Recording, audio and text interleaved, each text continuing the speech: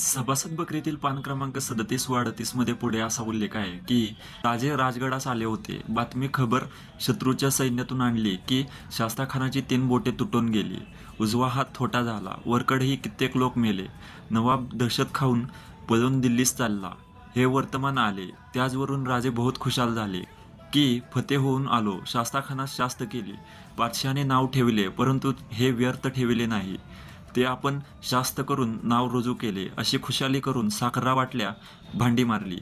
म्हणजेच याचा अर्थ असा की महाराज राजगडावर आल्यावर त्यांना शास्ताखानाच्या गोटातून खानाची 3 बोटे तुटली, शिवाय कित्येक लोक मेले आणि खान पळून दिल्लीला चालला, ही खबर आली.